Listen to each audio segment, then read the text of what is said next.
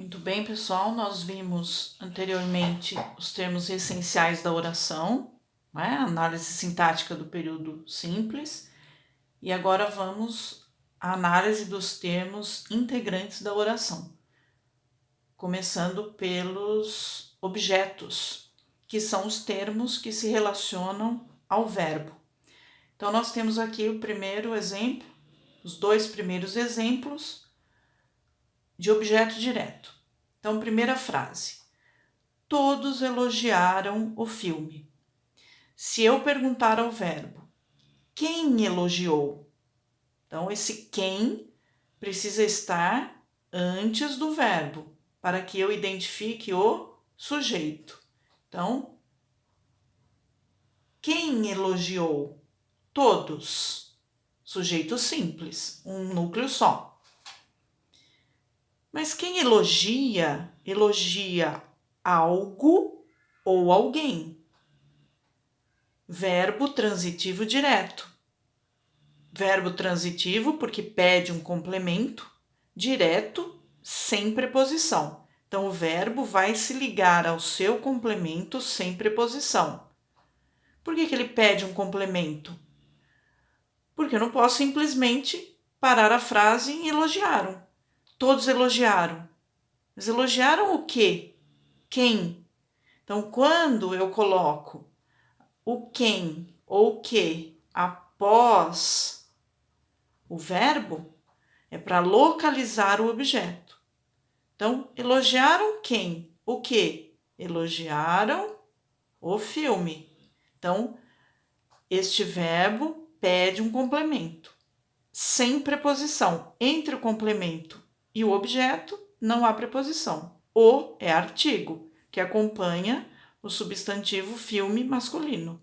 Então, o objeto direto é o complemento do verbo elogiar. Quem elogia, elogia algo ou alguém, sem preposição. Aqui temos outro exemplo. Ninguém conhece o novo diretor. Quem conhece? Ninguém. Sujeito simples. Embora ninguém, eu não sei do que se trata. Quem são essas pessoas? Parece um sujeito indeterminado, mas não é, porque o pronome indefinido ninguém está expresso na frase, então ele é classificado como um sujeito simples, determinado e simples. Ninguém é o núcleo. Conhece o novo diretor. Ninguém conhece quem, o que? O novo diretor. Então, quem conhece, conhece algo ou alguém. Então, toda vez que o verbo permitir este algo ou alguém, é porque ele é um verbo transitivo. Pede complemento. Direto, sem preposição. Vai se ligar ao seu complemento sem preposição. Então, o novo diretor complementa o sentido do verbo conhecer. Agora nós temos um tipo de objeto direto, que é o objeto direto preposicionado. Ou seja, o verbo não pede a preposição, mas ela vem presente, ela está presente no objeto direto. Por quê? Ou para evitar o duplo sentido na frase, ou para dar ênfase a alguma coisa. Primeiro exemplo: o guerreiro sacou da espada. O guerreiro é sujeito simples, sacar é um verbo transitivo direto. Ele pede complemento sem preposição. Então, se eu dissesse o guerreiro sacou a espada, a frase estaria correta. A espada seria objeto direto. Mas eu quero dar destaque para o objeto. Quero chamar atenção para o objeto. O mais importante aqui não é o caso dele ter sacado uma arma, mas é o tipo da arma. Eu quero dar ênfase à espada, ao objeto. Então, eu uso a preposição para fazer isso. Então, é um objeto direto, porque o verbo sacar pede um complemento sem preposição, mas eu usei a preposição para destacar o objeto. Então, ele é um objeto direto preposicionado. irritou ao guarda o motorista. Quando eu inverto aqui a ordem, quando eu mudo a ordem dos termos da oração, eu posso gerar duplo sentido. Então, se eu tirar este a, eu não sei quem irritou quem. Então, existe uma regrinha que diz: o sujeito nunca virá acompanhado por preposição. Então, eu ponho a preposição no objeto. Então, quem irrita, irrita algo, alguém, irrita alguém. Verbo transitivo direto. Pede complemento sem preposição. Mas como a frase foi iniciada pelo verbo, então eu vou usar a preposição no objeto direto. Então eu tenho certeza de que foi o motorista que irritou o guarda. Então, se eu usar a frase na ordem direta, não há necessidade da preposição. Vou dizer, o motorista irritou o guarda. Aí eu não tenho dúvida, mas do jeito que está aqui, eu preciso usar a preposição no objeto, para não ter dúvida de quem teria irritado quem. Comi do bolo. Quem come, come algo ou alguém, se for canibal, né? Antropófago. Então, o verbo comer pede um complemento. Se eu disser comi o bolo, a frase está correta. Verbo transitivo direto, objeto direto. Mas eu não quero dizer que eu comi o bolo inteiro, eu quero deixar claro que eu comi apenas uma parte do bolo. Então, eu acrescento a preposição comi do bolo. Objeto direto pleonástico. Pleonasmo é uma figura de linguagem que consiste na repetição de um termo para enfatizá-lo. Existe o pleonasmo vício de linguagem, que aí não deve ser usado, que é aquela repetição desnecessária. Subiu para cima, desceu para baixo, saiu para fora. Então, a repetição aqui ela é para reforçar o objeto. Então, é uma figura de linguagem.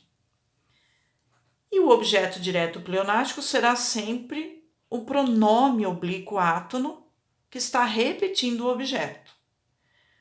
E aí vejam que a frase vem de uma maneira também invertida. O objeto direto vai estar no início da oração, separada por uma vírgula, e aí nós teremos a repetição deste objeto.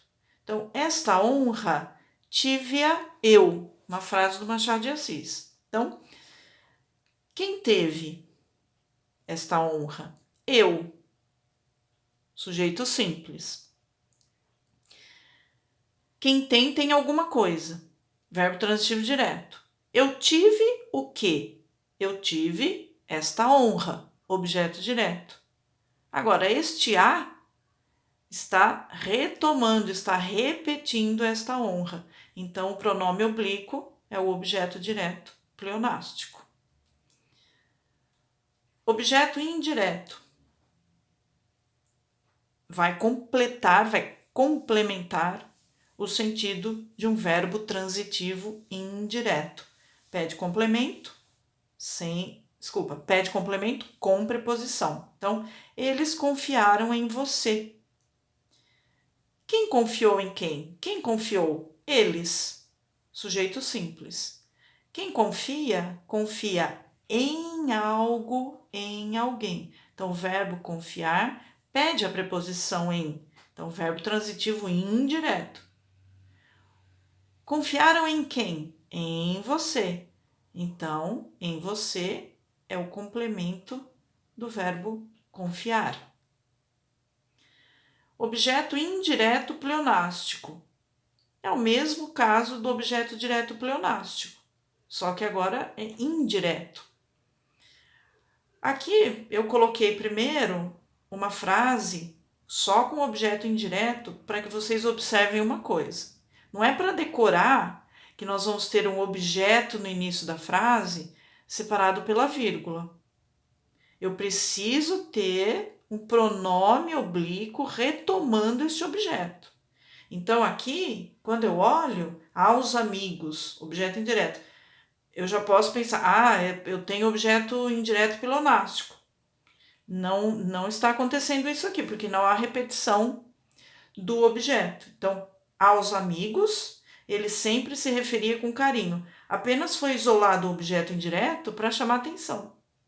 Então, quem se referia a quem? Quem se referia? Ele, sujeito simples. Se referia, quem se refere a algo, a alguém. Se referia a quem? Aos amigos, objeto indireto. Então, esse sempre é um adjunto adverbial, um advérbio de tempo. Com carinho é um adjunto adverbial de modo.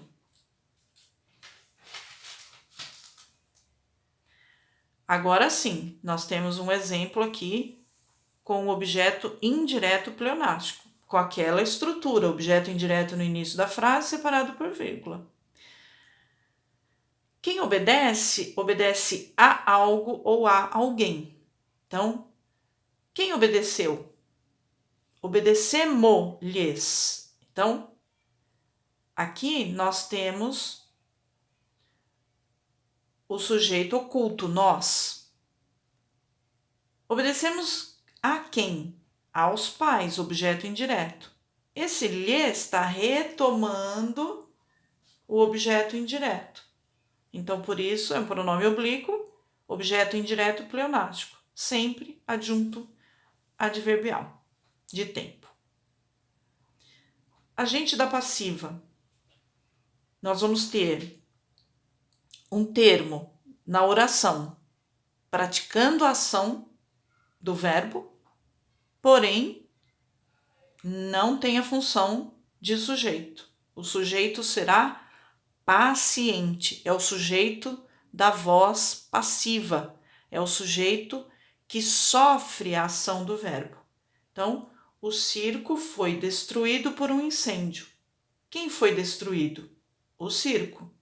Sujeito paciente, porque ele não praticou a ação de destruir. Quem praticou a ação de destruir? O incêndio. Então, por um incêndio, agente da passiva. Então, pratica a ação dentro da voz passiva, mas não é o sujeito. O agente da passiva vai estar sempre acompanhado por uma preposição. Pode ser por, de, a. Pode ser a preposição por com o artigo o, que fica pelo. A contração da preposição por com a, que fica pela. Sempre acompanhado por uma preposição e praticando a ação do verbo dentro da voz passiva. No caso, voz passiva analítica, porque nós temos uma locução verbal, o verbo auxiliar mais o verbo principal, que é o verbo destruir. Se nós passarmos essa frase para a voz ativa, nós teremos um incêndio destruiu o circo. Então, um incêndio passa a ser sujeito ativo e o circo passa a ser objeto direto. Só o objeto direto pode ser passado para a voz passiva. E, finalmente, complemento nominal. Complemento nominal é um termo que se refere a um nome. O que nós chamamos de nome? Substantivo abstrato, adjetivo ou advérbio. Então, agora, nós vamos ter um termo acompanhado de uma preposição, mas que completa o sentido de um nome, não de um verbo. Tenho medo de fantasma. Quem tem? Eu. Sujeito desinencial. Quem tem, tem algo. Verbo transitivo direto. Tenho o quê? Tenho medo. Objeto direto é o complemento do verbo ter. Medo é um substantivo abstrato, porque se refere a um sentimento. Tenho medo de quê? Quem tem medo de algo, de alguém, de fantasma, complemento nominal. Então, complemento nominal sempre acompanhado por uma preposição. Um complemento nominal pode completar o sentido de um substantivo concreto? Não, somente de um substantivo abstrato. Outro exemplo. A escultura era semelhante a você. Outra possibilidade aqui de termos um complemento nominal. O que era semelhante? Quem era semelhante? A escultura, sujeito. Verbo ser, verbo de ligação. Depois de verbo de ligação sempre vem um predicativo do sujeito. Semelhante é um adjetivo. Se eu parar a frase aqui, a escultura era semelhante, mas era semelhante a quem? Era semelhante a quê? Então, o adjetivo semelhante precisa de um complemento. Então, a você, olha aqui a preposição, complemento nominal.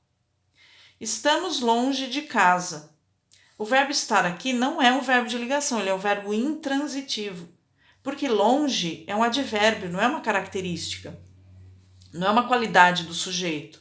Sujeito, desinencial, nós. Então, como ele é um advérbio, ele indica uma circunstância, não uma qualidade. Então, por isso o verbo estar aqui é um verbo intransitivo, não pede complemento. Agora, estamos longe. Estamos longe de quê? De quem? Então, estamos longe de casa. Olha a preposição. Então, o complemento nominal é um termo preposicionado que completa o sentido de um advérbio, de um adjetivo ou de um substantivo abstrato.